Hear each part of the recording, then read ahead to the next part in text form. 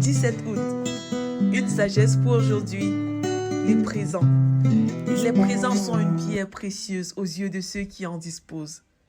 De quelque côté qu'ils se tournent, ils ont du succès. Proverbe 17, verset 8.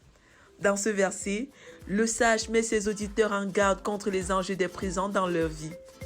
Un présent est un cadeau. Dans le cadre du livre des Proverbes, l'idée de présent renvoie presque toujours à l'idée de pot de vin ou corruption ou encore de cadeau empoisonné.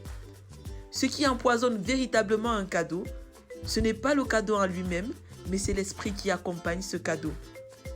Lorsque nous valorisons les dons plutôt que le donateur par excellence, cela va à coup sûr pousser soit à corrompre, soit à nous vanter plutôt qu'à honorer.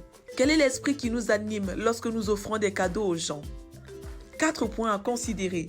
Lorsqu'on a de grands biens, il est très facile que ces biens deviennent plus précieux que tout, y compris Dieu. Lorsqu'on a de grands biens, il est difficile de vivre dans une dépendance exclusive vis-à-vis de Dieu. Lorsqu'on a de grands biens, on peut se croire au-dessus des autres. Lorsqu'on a de grands biens, on est plus enclin à l'idolâtrie, au matérialisme, à la manipulation et à la cupidité. Un des symptômes classiques de l'influence de l'esprit de mammon dans une vie, c'est l'utilisation des biens, des richesses et de l'argent pour manipuler, acheter, corrompre et contrôler les autres.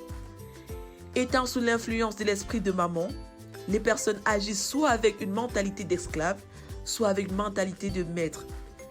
Les victimes de la mentalité d'esclave peuvent se voir comme des sous-hommes ou des personnes vivant dans la pitié de soi.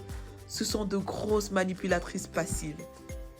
Les victimes de la mentalité de maître peuvent se voir comme des surhommes ou des personnes tellement suffisantes par elles-mêmes. Ce sont de grosses manipulatrices actives. La mentalité de grand maître rend autant, sinon plus malheureux que la mentalité d'esclave.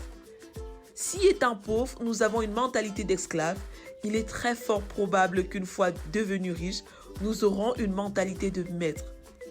Quelle est la mentalité qui régit notre relation avec les autres? Jésus dit: et que servira-t-il à un homme de gagner le monde entier s'il perd son âme? Ou que donnera un homme en échange de son âme? Matthieu 16, verset 26. Ces questions sont là pour amener les disciples à réfléchir. Jésus voulait dire à ses disciples que même si on peut tout acheter avec l'argent, il y a une chose qu'on ne pourra jamais acheter avec de l'argent, son visa pour le ciel.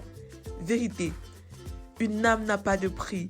La valeur d'un individu ne dépend pas de ce qu'il a ou de ce qu'il n'a pas. Elle dépend exclusivement de sa relation avec Jésus. Application. Renoncer à la mentalité d'esclave ou de maître d'esclave. Se repentir et résister à toute forme de corruption ou de manipulation. Donner non pour corrompre, ni pour contrôler, mais pour honorer. Recommandation. Tu ne porteras pas atteinte aux droits.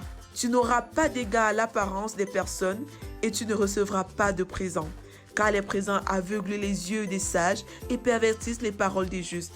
Deutéronome 16, verset 19. Prions ensemble. Père, apprends-moi à donner pour honorer et non pour contrôler ou pour manipuler. Au nom de Jésus, Amen. Lecture pour aujourd'hui. Psaume 81 à 85, Proverbe 17, Osée 7 à 9. Vous êtes bénis. Stay.